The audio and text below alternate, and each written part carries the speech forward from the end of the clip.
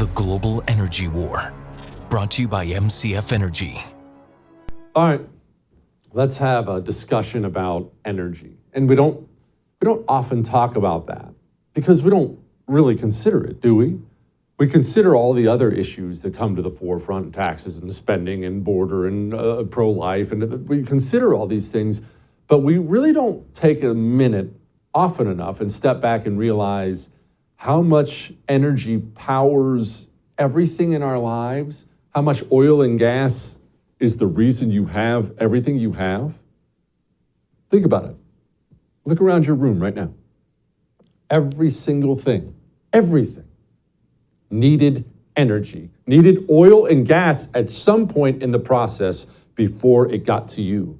The entire planet, it's really fascinating if you look back and read history books on it. If you look at the standard of living of the entire planet for all of human history, and then look at how it just went skyrocketing the second oil and gas was discovered and they figured out how to incorporate it. The world runs on oil and gas. It runs on oil and gas. Without it, we will see more catastrophic loss of life and disaster than we can possibly imagine, which is weird because the elites of the world have declared war on it. That's a problem. Our own president is a major problem. He's weak, he's pathetic, and what's going on right now with Russia in Ukraine is already affecting us all, and it has a chance to really affect us all in a horrible way if this turns into something nuclear, some kind of world war. Energy, the lack of it, is going to cause wars, already is causing wars.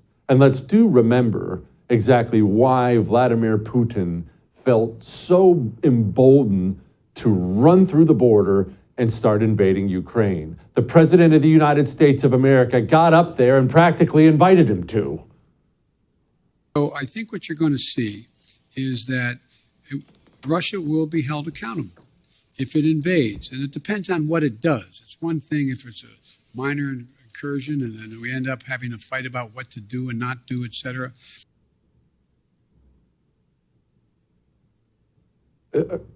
Let's keep that in mind too, that the president very clearly had a private, classified meeting with his cabinet, with his national security advisors, where they discussed what the responses would be if it's a minor incursion, a major incursion. And because the president is so lacking in a brain anymore, he just went out there and told the entire planet, including Russia, well, it's one thing if it's just a minor incursion. And immediately we were being crushed with high gas prices. You remember that? This was the result of Joe Biden's domestic policies and Vladimir Putin's invasion of Ukraine. And the president is so pathetic that he decided to blame it all on Vladimir Putin and not on himself. Remember the Putin price hike?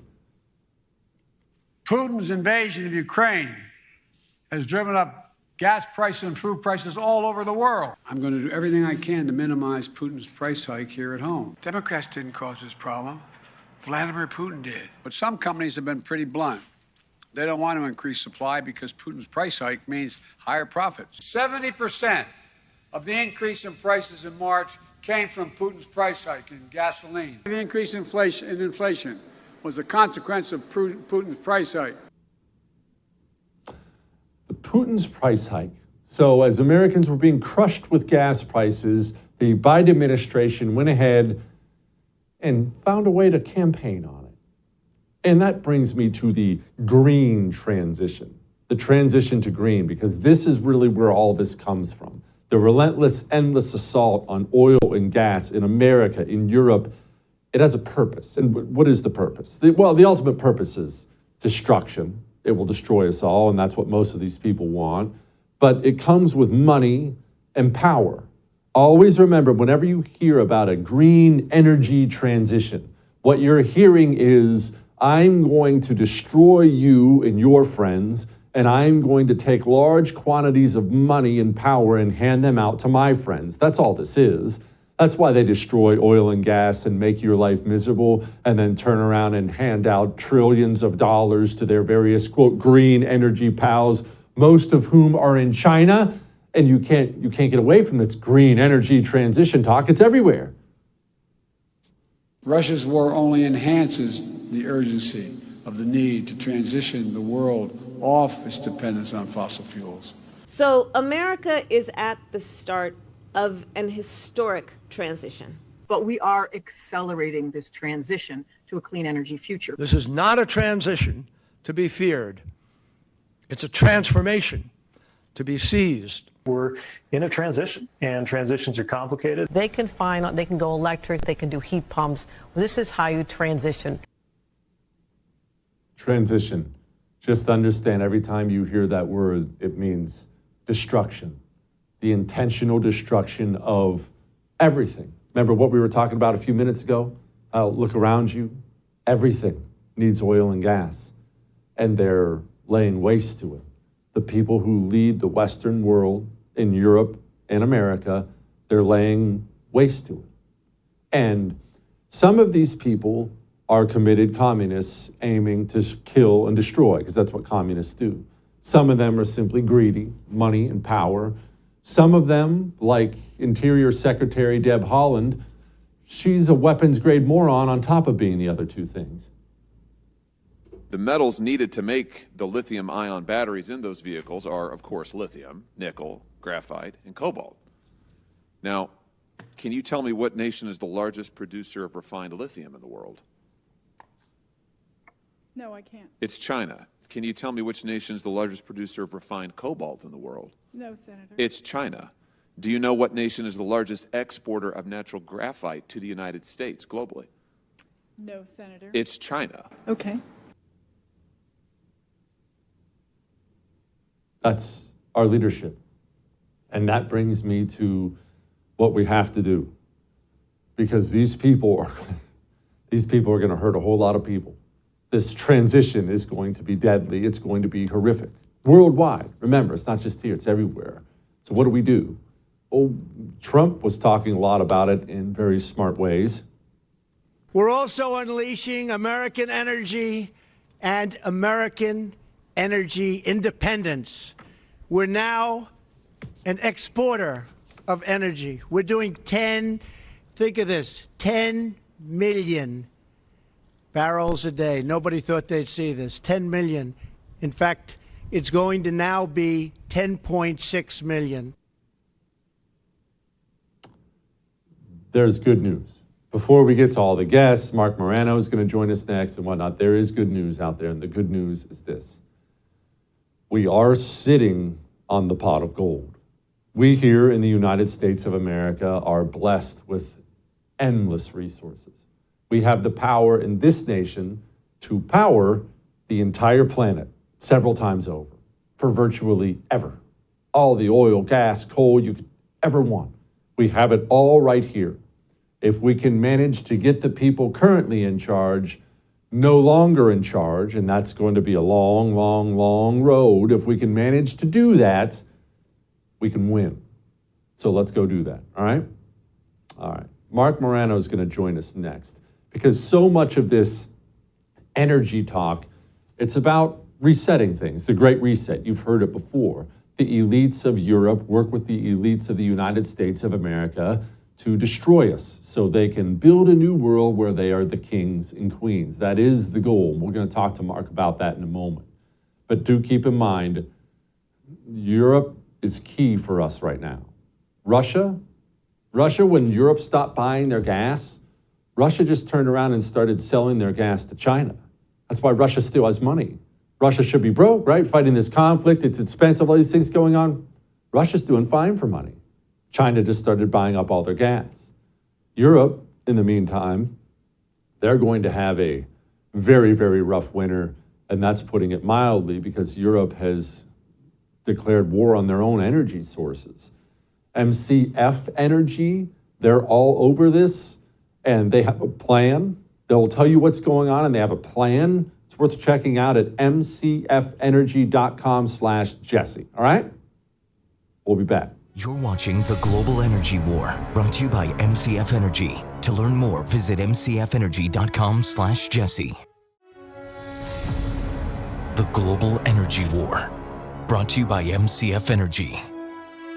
Do you support the military adopting that EV fleet by 2030? I do, and I think we can get there as well. And I do think that reducing our reliance on the volatility of globally traded fossil fuels, where we know that global events such as the war in Ukraine can jack up prices for people back home, it does not contribute to energy security. I think energy security is achieved when we have homegrown clean energy that is abundant, like you see in Iowa. We think that we can be a leader globally in how we have become energy independent. These people were insane. Joining me now, Mark Morano, author of the book, The Great Reset. Okay, Mark, let me ask this question this way. Yeah. Obviously, that's insane. And everyone who's seen that clip knows that's insane. It's the most mind-bogglingly stupid, insane thing ever. But as best as you can, because you know these people better than me, does she know it's insane? Does she know she's insane and she doesn't care? Does she know? Well, it's a good question. Jennifer Granholm, you can actually go back and watch clips of her on the dating, I think it was Dating Game, where she actually was one of the contestants back in 1979. She's always wanted to be some kind of a celebrity, important person. She's the former, governor. But here's the deal. She was in a video, 2018, about gasoline. You have to keep it in the ground. Gasoline, we can't let your emissions go. And she was singing about this. And Bill McKibben, climate activists, were in it. So she wants to be accepted and loved by the climate activist community.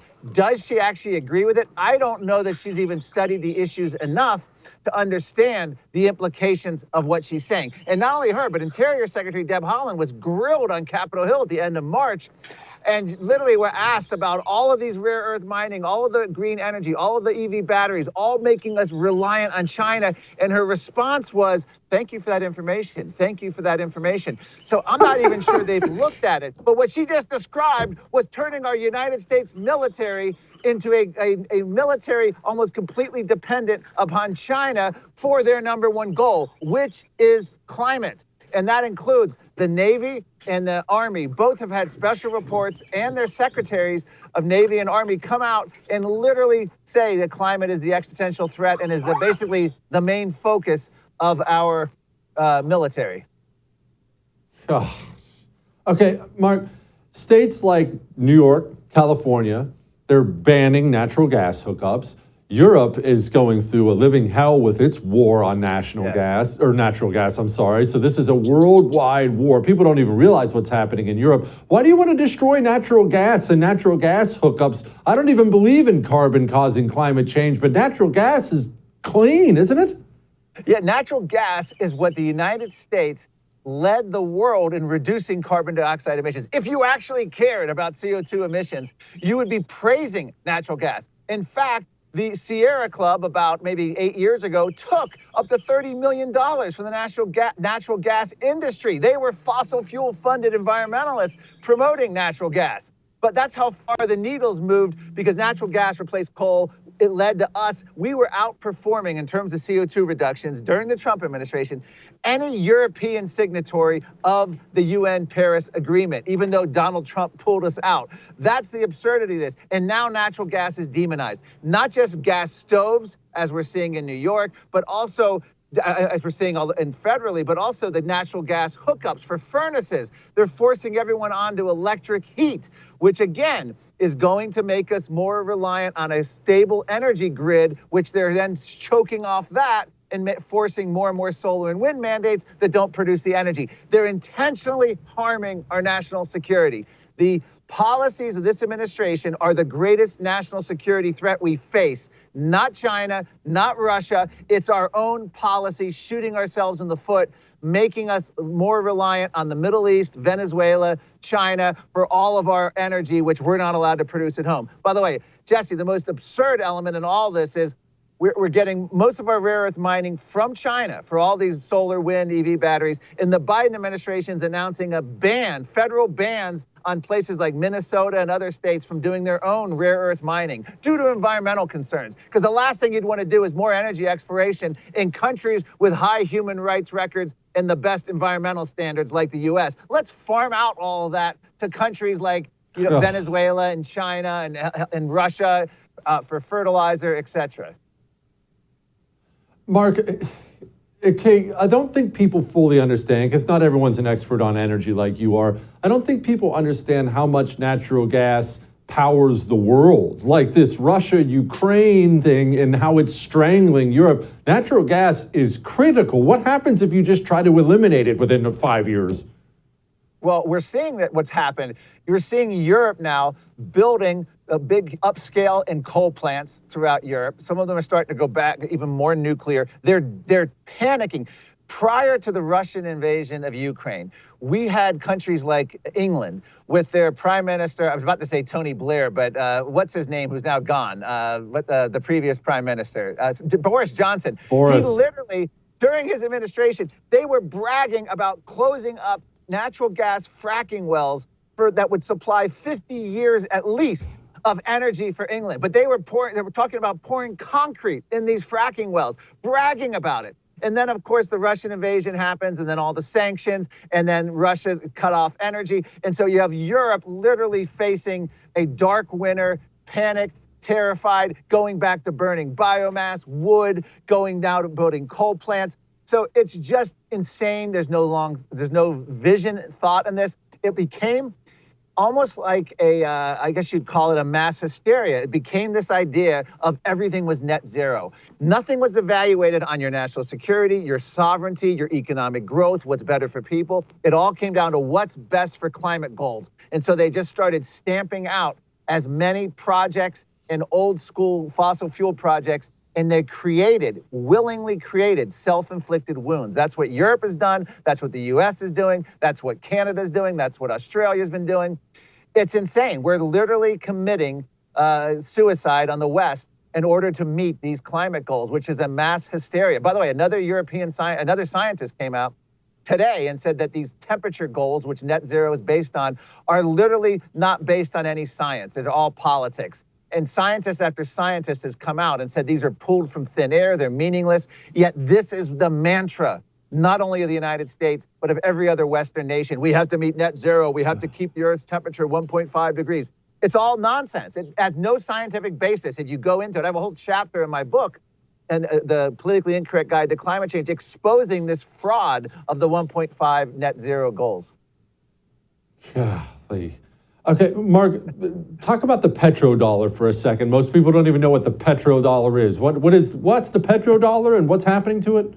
Well, that was created in the early 1970s, and the idea was all energy and global currency, particularly energy markets, would be based on US dollars. So that allowed the United States to do a lot of bad fiscal policies, overspending, debt, inflation, and we could still have, I guess the best way to say it is the wind would still be at your back because the global currency was the US dollar. Well, lo and behold, the Biden administration's accelerated a trend that you do not want to accelerate, and that was the insane over-sanctioning of Russia, economic sanctions against Russia. And I wrote this at the time. It wasn't just US government. It was Apple. It was every other woke corporation, literally taking products and services away from Russian citizens, all to punish Putin. Well, what it did is it forced Russia and China into an alliance. It forced India closer to China. It forces all of these other allies we had been courting, particularly places like Africa, closer to China. And now China is introducing its currency to try to do as a national currency to replace the US dollar. And now the US dollar is it's not so automatic that countries want to do it. So long term, in the next 5, 10, 15 years, this is a very serious threat economically to the United States if we lose the petrodollar. And I wrote about that in my book, The Great Reset, quoting the great Ron Paul talking about that. Well, at least we still have a strong strategic petroleum reserve, Mark. Yeah, drained to levels not seen since the 1970s. And of course, if he goes to refill it up now, the government will be paying a lot more. Trump actually wisely filled it up when gas prices were significantly cheaper during the boom times of the Trump administration, particularly with energy. We were in an energy renaissance under Trump. And that is what we're facing. As we look around the world, this is just economic and energy. It's a wasteland, what they've been able to accomplish. And just, are we only halfway? Is it 2 years? Am I off a year? I can't remember. I think we're only 2 years into Biden. And this is what they've accomplished. This is what happens when you allow this virtue signaling rhetoric to become reality. In other words, the net zero, all these climate goals. You go back to Arnold Schwarzenegger when he was governor of California, 2006. The California climate bill is historic. Schwarzenegger's a climate hero. None of the things that affected California today were actually implemented when he was still governor. It was all pushed off in the future, so he was a hero. But now the reality is hitting across all sectors, and of course they're trying to intentionally collapse energy, food, transportation, and of course if you complain, they're collapsing our free speech as well. This is all well underway. This is what we need to fight. We need to just say it outright, Jesse. We are opposed to net zero. We need to get Republicans to stop talking about it. We need to get Speaker McCarthy to stop doing videos where, well, we support climate solutions. We're going to plant trees and we're going to do carbon capture, going right along with the whole. He doesn't challenge the science. He says, we believe it's a problem, but we're going to plant trees. Republicans are for good old solutions, too. That's the message from Capitol Hill. That's what we're dealing with. I hope I don't get banned from any media for saying that, of course. Mark, I appreciate you, brother. Come back soon. All right. Thank you, Jesse. Appreciate it. How bad are things in Europe? Because it matters a lot for everybody right now. Let's find out next. You're watching The Global Energy War, brought to you by MCF Energy. To learn more, visit mcfenergy.com/Jesse. The Global Energy War, brought to you by MCF Energy. How much has the political backlash, thank you, to ESG investing had on you and BlackRock? I'm taking this very seriously. We are trying to address the misconceptions. It's hard because it's not business anymore. They're doing it in a personal way. And in the first time in my professional career, attacks are now personal. They're trying to demonize issues. Oh, are the people whose lives you're trying to destroy, are they demonizing you? That's so sad. Joining me now, Connor Tomlinson, writer, presenter at lotuseaters.com. Connor, can you explain to people who've never heard the term before, what exactly is ESG? Well, thank you for having me back on, Jesse. ESG is environmental, social, and governance scores. I like to conceptualize it as a top-down imposed corporate social credit score. And they kind of conceptualize it the same way. They call it a corporate social responsibility matrix. Or, as I also like to say, it's a way of ensuring against the principle of get woke, go broke, because most companies do shareholder accountability. That means that a company, its only responsibility is to deliver a profit for its shareholders.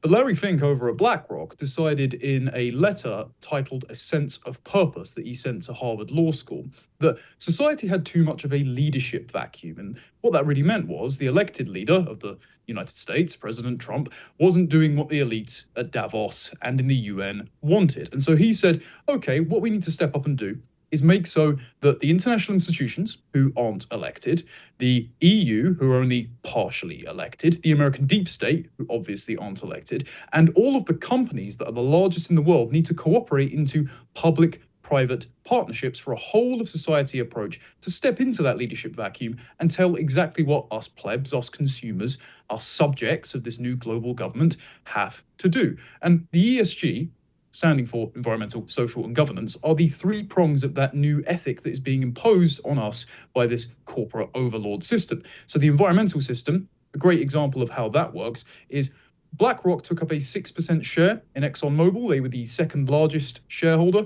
And so they led an insurrection against the board, planted 3 activists on it. And that has meant that over the course of time, ExxonMobil have been investing less into fossil fuel exploration, constricting the supply of fossil fuels, making it more expensive for consumers in America, alongside the Biden administration obviously stopping that on federal land. So if you want to blame people for why your gas is so high, don't blame Vladimir Putin, blame Joe Biden and Larry Fink. The social responsibility angle, if you look at companies like Disney or Anheuser-Busch, they're investing in things like diversity ambassadors. This is the Disney executive saying that I have a not-so-secret gay agenda in putting queer characters in films, or Anheuser-Busch sponsoring Dylan Mulvaney, everyone's favorite Audrey Hepburn lookalike. The reason they're doing that is because they're trying to court one of the NGOs that is partnered with all of these hedge funds, and that is the CEI index that's from the Human Rights Campaign. And the CEI index makes it so that you have to sponsor things like transgender surgeries, have preferred pronouns, and put gay, lesbian, and bisexual and whatever other identities on your board. So again, you're hitting all the criteria of this woke social credit score. And even though it's really unprofitable, like with Anheuser-Busch, it's driving people away, it's dropping their share prices by about 30%, in the long run, they think they can weather the storm because they know that these multi-trillion-dollar asset hedge funds like Vanguard, State Street, and BlackRock are going to subsidize their activism. Okay, can you explain this human rights campaign? So I'm running a corporation. I want to make money. I want everyone on my board. I want my shareholders to make money. And the human rights campaign comes to me and tells me they want me to do something, I don't know, put a tranny in a movie I'm making. Why do I have to do it? Why don't I tell them, no, leave? What leverage do they have over me? Well, it's twofold. So first of all, much like with the ExxonMobil people who thought, hey, fossil fuels is a great idea. That will actually make us money because it's the most prosperous fuel that we've ever created. Well, if you go against the board members who have been appointed by BlackRock, and BlackRock has been buying its way into pretty much every corporation imaginable. If you look up the lead shareholders in pretty much every company that we buy from these days, BlackRock's definitely on there. Well, because they have a say over the board members, they have a say over whether or not you stay on the board if you kick up a fuss. So most people either go along with the hegemony because they're true believers and they've been put on there by BlackRock, or they'll keep their head down just so they can go home with their pension at the end of the day and the rest of society decides to decay. And then the other thing that happens is that if you appoint these board members, these LGBTQ activists, if you decide to employ influencers like Dylan Mulvaney in your advertisements, even though it puts off your customer base, then NGOs like the Open Society Foundation, which they openly brag are a leading member and funder of the CEI index, or companies like PepsiCo or hedge funds that are partnered with the World Economic Forum and the UN will funnel lots of money into you so that even if your customers decide to bail out in droves, you might keep the wheels spinning with enough funds in the meantime until essentially you're the only gig in town. What they want is total ideological market capture. Now, it's fair to say, are these guys really drinking the Kool-Aid at the top? Are these people really bought into all of the intersectionality and all of the climate scaremongering? Well, it kind of doesn't matter in practice because what ends up happening is if they are saying we're tying the money to this, then they have totally captured the market. And so that means it doesn't matter whether or not it's true believers. You have to be a true believer. Otherwise, you get iced out of buying from pretty much every company in America and around the world. What's this done? What's this done to energy in Europe? Everyone knows what it's doing in America. What's it done in Europe?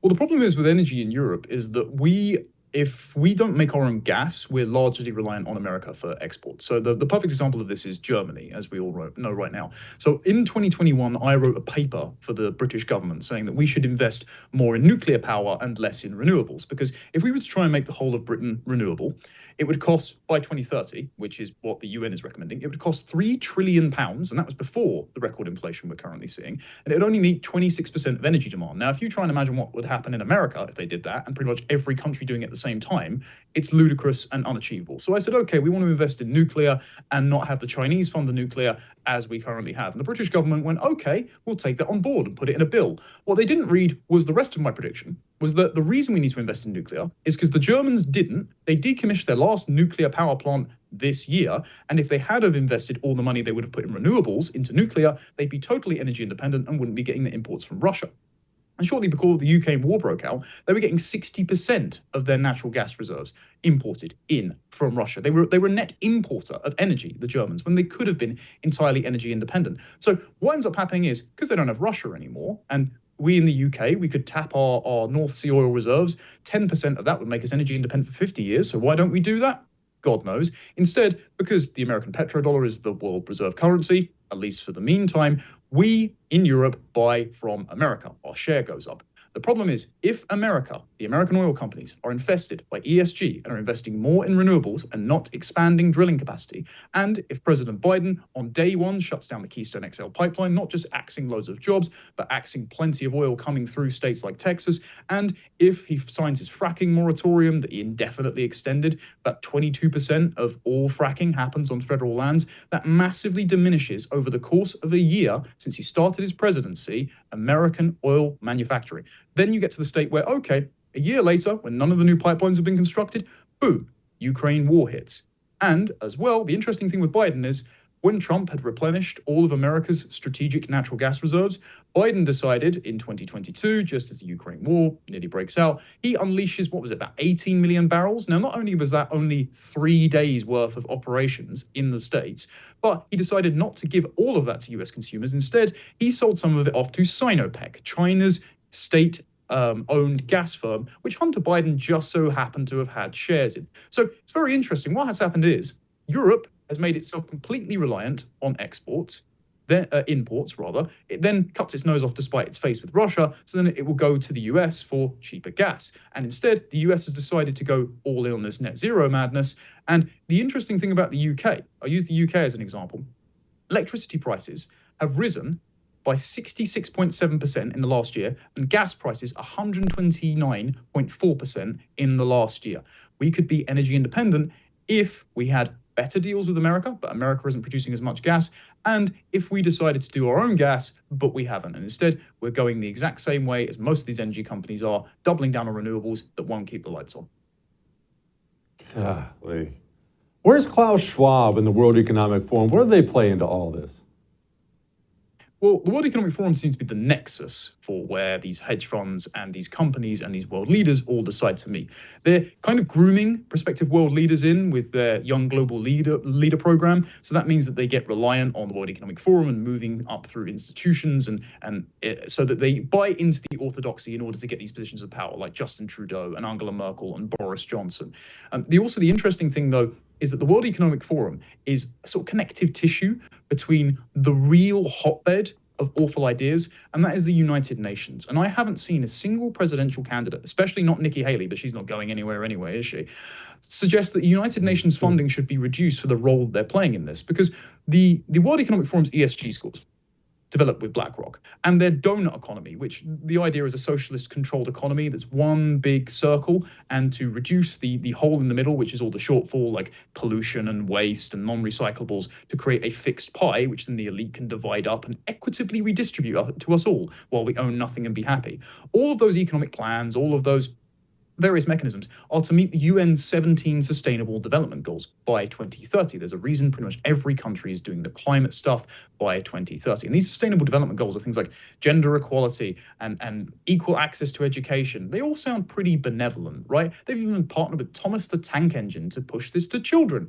Well, when you dig into some of the goals, not only is the ESG scores really nefarious, but one of the most nefarious goals recently, and I don't know if your viewers have heard about this, is the UN's 21 AIDS principles released on International Women's Day, which say that children can consent to sex and use drugs. They want to turn everywhere into an open-air San Francisco. So this is my question. Why should we own nothing and be happy? Why should everywhere turn into some sort of Democrat-run hellhole? And why should we be immiserated to the point of where our lights aren't staying on and we have to buy swill promoted by Dylan Mulvaney because a bunch of unelected bureaucrats like Bill Gates say so? I'm not signing on to this, frankly.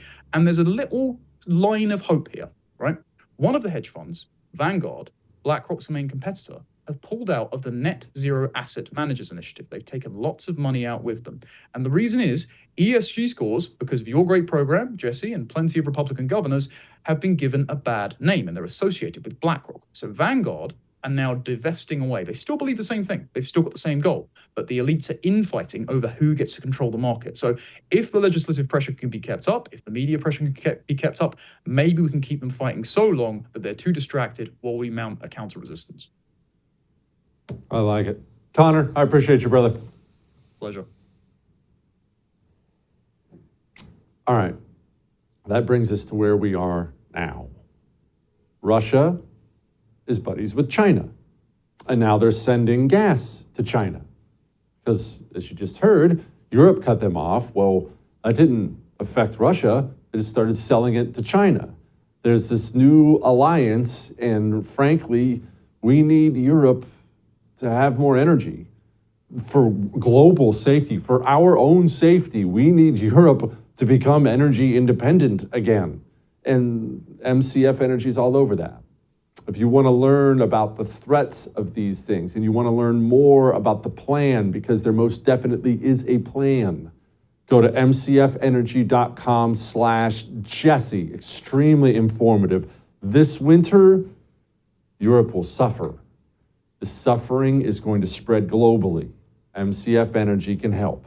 MCFenergy.com/Jesse. We'll be back. You're watching The Global Energy War, brought to you by MCF Energy. To learn more, visit mcfenergy.com/Jesse. The Global Energy War, brought to you by MCF Energy.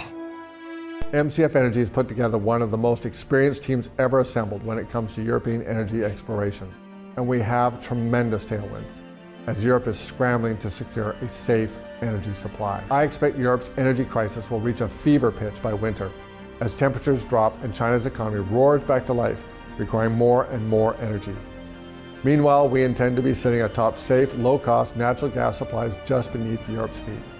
MCF Energy should be drilling on multiple projects in 2023 and 2024, and we're excited to share the results with you. In the meantime, we're working diligently to secure Europe's energy security. Thank you for joining us on this journey. Joining me now, James Hill, President and CEO of MCF Energy. Jim, okay, let's focus on the China angle of this to begin with. What's China's role in all this? All roads seem to come back to China in some way. Well, China is one of the largest economies in the world, of course, and when they sneeze, it's a hurricane for an awful lot of countries. The economic recovery and the release of China from their strict COVID lockdowns is going to have a profound impact on the need for energy, especially the LNG cargoes that have been going into Europe this year.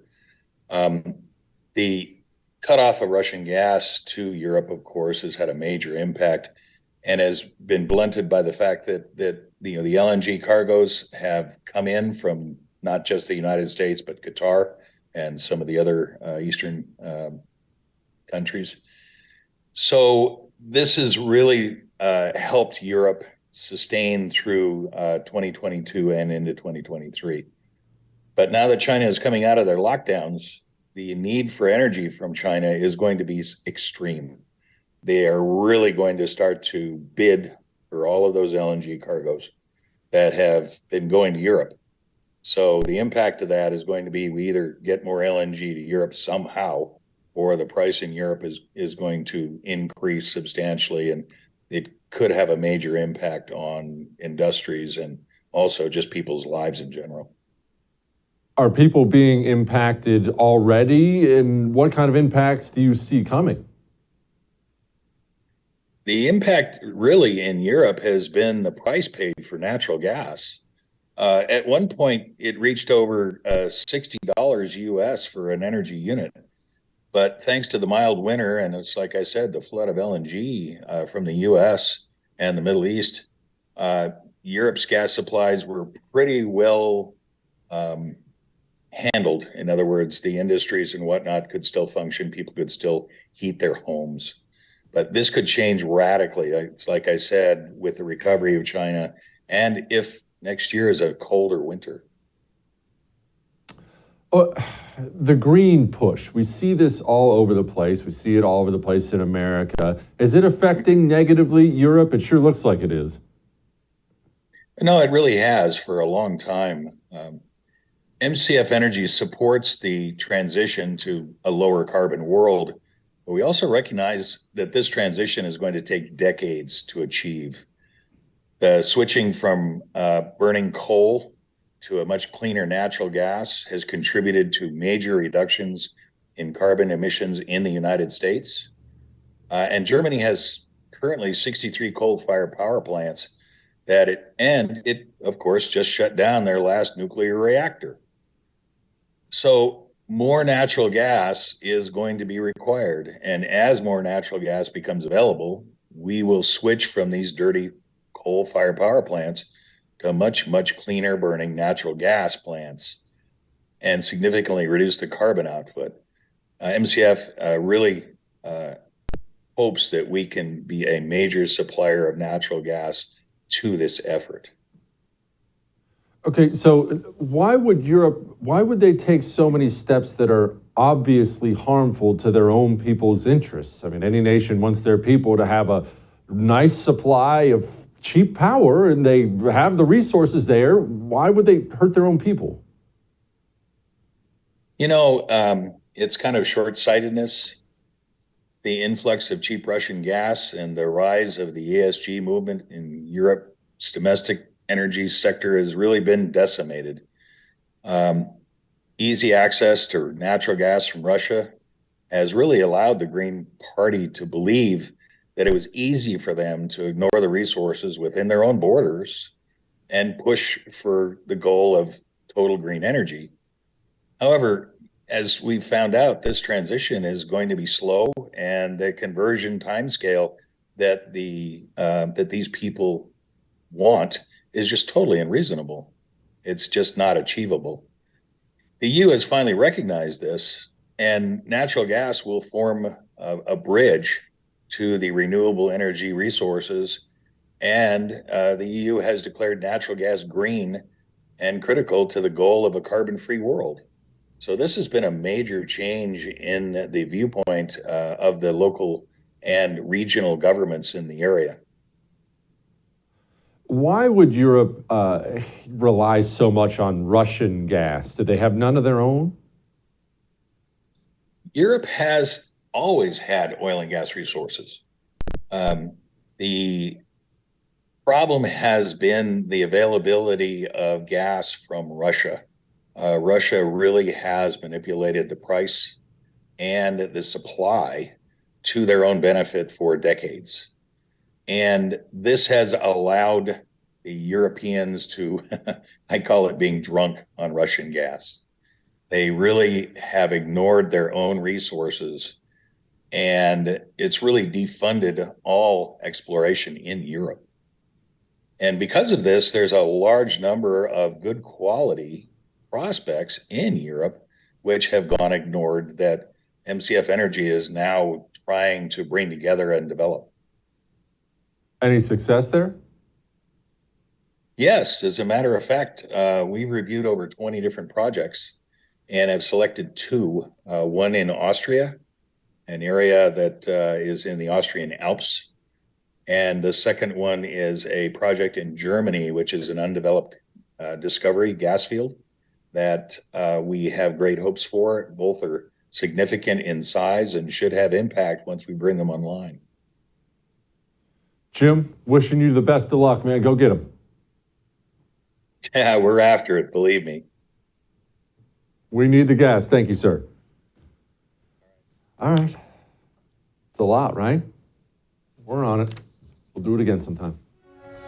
The Global Energy War, brought to you by MCF Energy, securing Europe's energy independence.